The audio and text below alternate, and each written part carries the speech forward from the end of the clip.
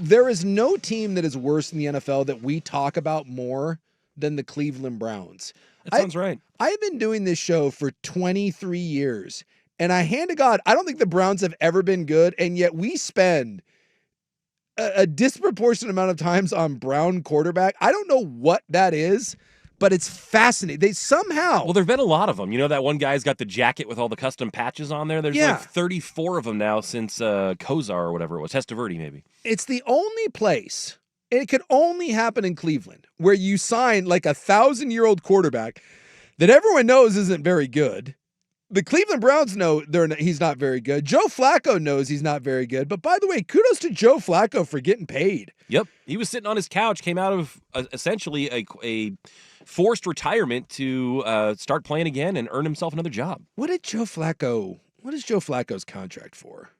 Ooh, I don't think it's for very much. I would have to check. I'm going to take a look and see what Joe Flacco got, because that's guaranteed. Joe Flacco, Oh, that's disappointing. I thought it was for more than that. Yeah, it was about $3 million. Yeah, I thought it was like 4 with incentives or something. Still, Joe Flacco was sitting on his couch and was like, I could be the starting quarterback for the Cleveland Browns. And I wonder if deep down Joe Flacco's surprised he made it as many weeks as he did. But realize that you're going to play like 4 NFL games, they're going to give you $3 million, but none of the quarterbacks that are like behind you are any good either. So kudos to Joe Flacco. But now we're turning to Dillon Gabriel, and we thought for the first time we were going to have 4 starting quarterbacks the same week from the same school, but it doesn't look that way. I guess Jaden Daniels is a full go at practice, so he's going to start for the Commanders, and so we'll only have Marcus won't be starting. So we'll have 3 Oregon Ducks, which is impressive, but we've seen 3, but we're not going to get the 4th. But the weird thing is with Dillon Gabriel, we're now starting for the first time, I believe, in NFL history.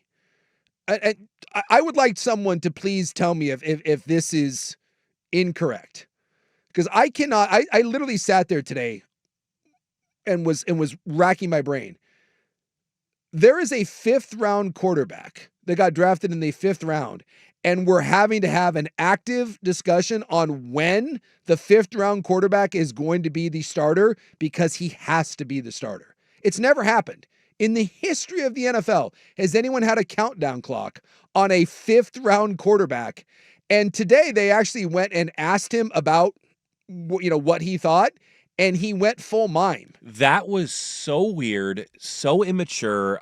I don't, if he's trying to talk or not talk his way out of this sport, you've established this plenty of times. He's not a starting quarterback in the NFL right now. At least the Cleveland Browns don't think so. If he were, he'd be starting for someone, yes. Right?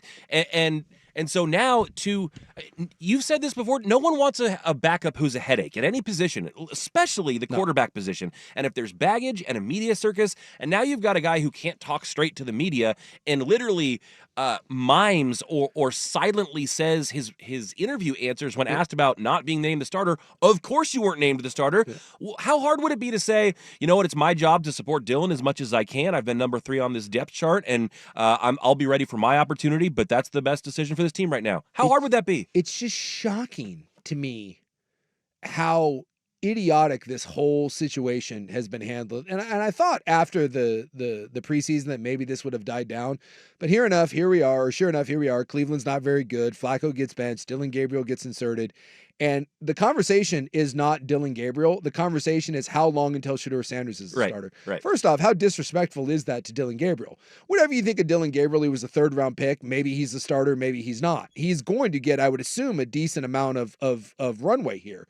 He was drafted 2 rounds ahead of Shadur Sanders. Clearly, the Cleveland Browns think something of him. He is clearly the number 2 quarterback on this depth chart, and yet we're still trying to actively force the Shadur Sanders thing to happen. And in the last 2 weeks, here's someone that has come out and said that he believes he's better than starting quarterbacks in the NFL. He was asked today what he feels about not being named the starter, and like you said, he mimed answers. It was so strange. Like the fact that it's bizarre. You'd be better off just ducking the reporters and getting out of the locker room before they come in. And we've seen athletes do that in every sport. If you don't want to talk, there's ways to do it, but choosing to openly and outwardly act and not talk just puts a whole new spotlight and magnifying glass on the situation. Cleveland management's got to be pissed. You cannot be a distraction and be a 3rd string quarterback. You can't be a distraction and be a backup quarterback. There's a reason why people didn't want Tim Tebow. There's a reason why they didn't want Cam Newton.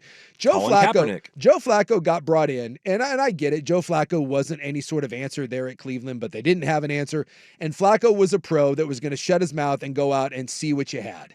But there's a reason why Flacco was there and someone like Cam Newton wasn't. You can't have a distraction. And that family, who by all accounts is a pretty good family, right? They stay out of trouble. They're not, I got nothing against the Sanders, but my God, is that a masterclass? I would also like to point out this is the same family that, it has been confirmed, told teams like the Baltimore Ravens, do not draft me because I don't want to be a backup.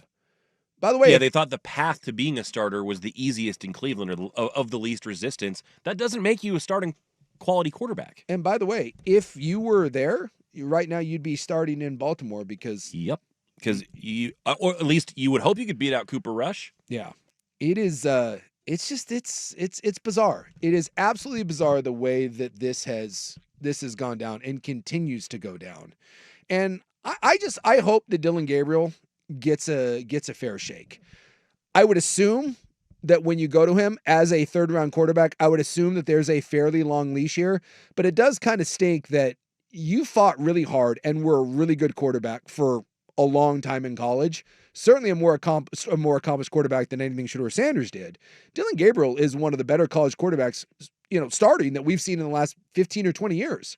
Heisman Trophy finalist, huge numbers at 3 different schools. And the Browns liked him so much, they kept their communication with him really quiet. They took him out to dinner in Eugene. They didn't bring him in for one of their official visits because they didn't want other people to know. So, he was their guy, and now he gets essentially stuck with this drama and this outside noise behind him that you hope won't affect his tenure there, but certainly, I guess, has the possibility to.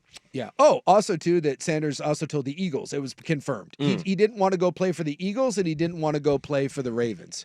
By the way, 2 of the better organizations in football.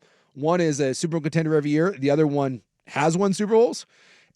You didn't want to learn in either one of those offenses? No. Pretty amazing. No, we wanted to go to Cleveland, and now we're upset that we're in Cleveland, and now we're miming answers. It's just, I want to pull for the kid, but God, that family and himself, it makes it hard. They do make it hard sometimes. And I'd be interested to know what the people of Cleveland think. Yeah. And also, was that something that someone put in his ear that they thought would be funny, or is that all him? Is that just Shedeur and his personality? Because someone needed to tell him that was not a good idea. No. Again, when you are the backup and God forbid you're the third-string quarterback, you just shut up. It's all you can do. Trust me, I'm not saying I was Shadur Sanders, but I was a second and a third-string player in the NFL, and guess what I got to do all the time? Shut up. It was, and anytime I did have a moment where my mouth was open, guess what I was told? Yeah, shut up. You want to be here, you'll shut up. Yes. I still remember one time I got into a fight with Simeon Rice. And you fight with Simeon Rice, you're gone, Sakanic. Rod Marinelli pulled me aside, grabbed me by the face mask and said, "Do you know who that is?" And I said, "Yeah." And he said, "Do you know who you are?" And I said, "Yeah." He said, "He's somebody." "Yeah." "And you are?" And I went, "Nobody." And he said, "Yeah, touch him again, see what happens." And then I was like, oh. It's about as clear as it gets. Yeah. Turns out, if Simeon Rice hits you and you're me, you don't get to hit back. You just take it. That was when I learned that lesson. I was like, that every coach loves to do the old, everyone's equal and no one's above. Turns out, no. Not the case. Not the case. If someone cheap shots you from behind and you turn around and start swinging at him, not a good idea when you have a name that no one can pronounce. And the other guy, yeah, he's a Hall of Famer. So just maybe a page. You're the third-string quarterback. Just shut up and wait your turn. And by the way, if Dillon Gabriel isn't very good, your opportunity will come. Yes, and so you don't need to play stupid games about it. Just sit there and wait and be patient and go to work. Or go look at guys like Aaron Rodgers. Go look at guys like Jordan Love that actually sat for a year or two in really good organizations, learned how to play the position, and guess what happened eventually? They got to be the quarterbacks of really, really good teams. Yeah, and they were pretty good when they got there because they waited. No, so it's a shocking development. There's an absolute dumpster fire happening there in Cleveland.